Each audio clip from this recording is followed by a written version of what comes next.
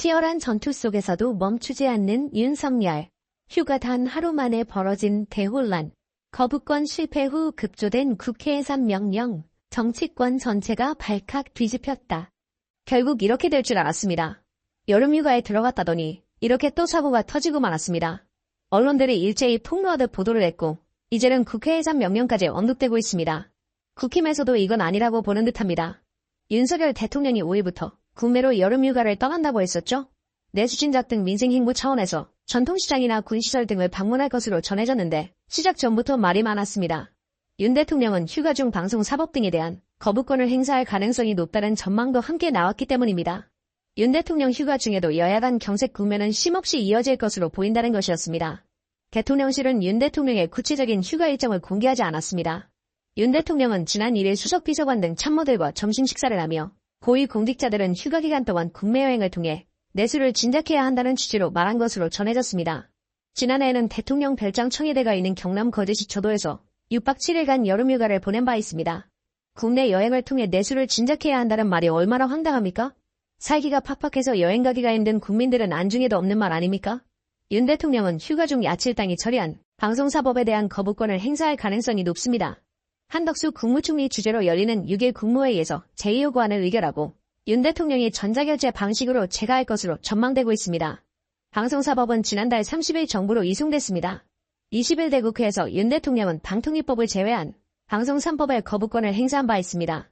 야당 주도로 본회의를 통과한 전국민 25만원 지원법과 민주당이 5일 본회의에서 처리를 예고한 노란봉투법 등에 대한 거부권 행사도 시간 문제입니다.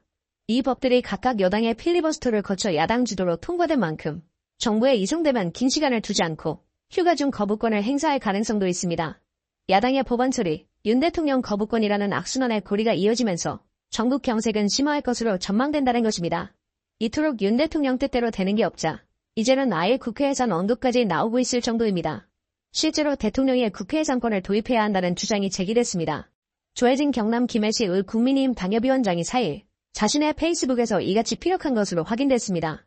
조 위원장은 지금처럼 야당 대표의 범죄 행위를 덮기 위해서 탄핵권을 남발하고 헌정을 유린하는 것은 상상도 하지 못했던 일이라며 야당의 탄핵권 남용이 심하다고 밝혔습니다. 그러면서 대통령에게도 국회 해산권을 주어야 한다고 의미를 부여했습니다.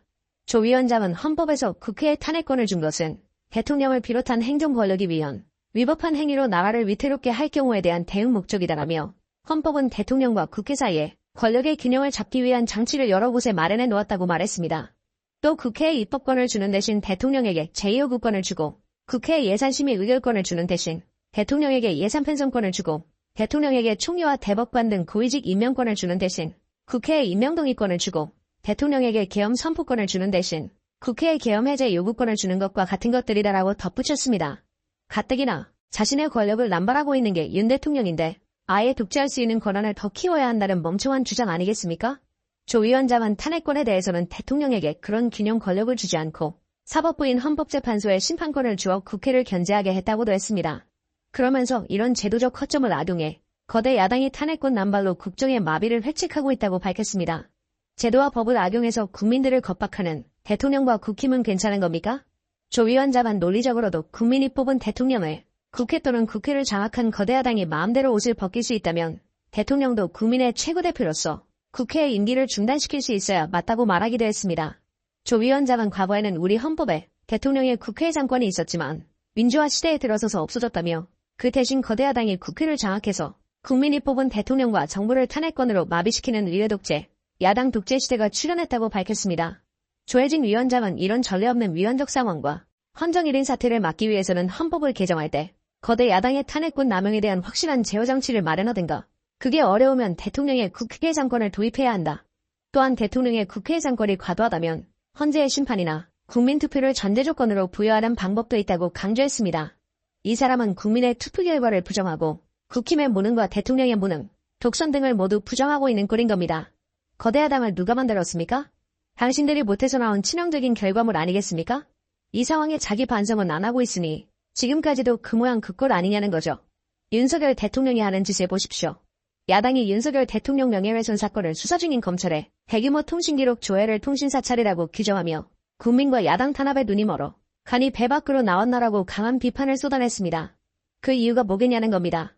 박찬대 더불어민주당 당대표 직무대행 겸 원내대표는 5일 당 최고위원회에서 검찰의 이재명 전 대표를 비롯한 야당 정치인과 언론인 등 수천 명을 상대로 전방위적인 통신사찰을 해온 사실이 드러났다. 국민을 이틀막하고 방송장악 쿠데타로도 부족해 이제 대놓고 정치사찰을 자행하는 지경에 이르렀다고 직격했습니다.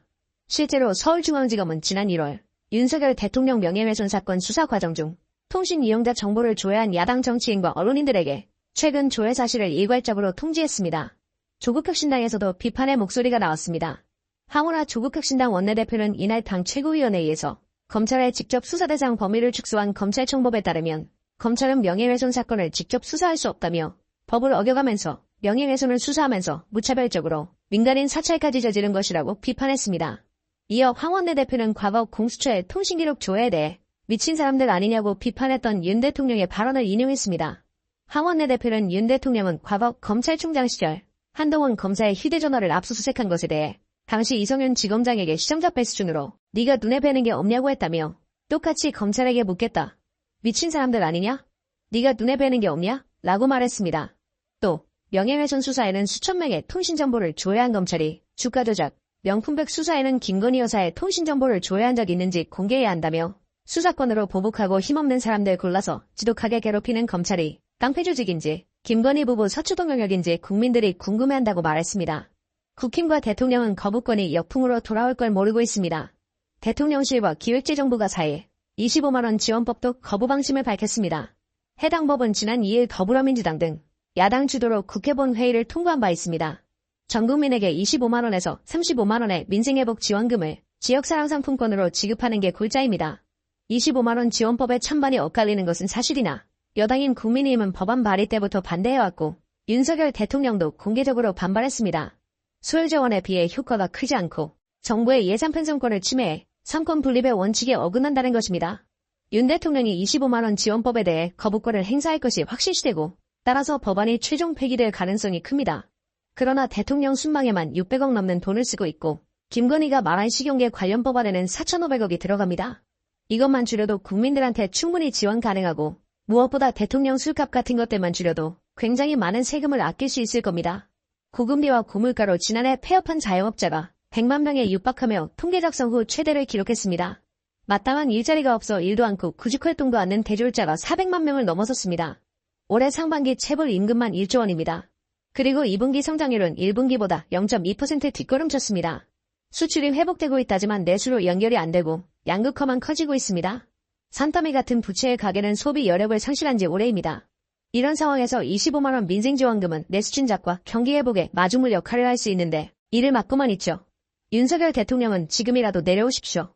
그렇게 자신이 없으면 지금이라도 당장 내려오라는 것이고 그래야 이 나라가 조금이라도 덜 망가진다는 것입니다. 언제까지 나라를 망칠 작정입니까? 진정 이 나라가 일본에 넘어가길 바라고 그러는 것입니까?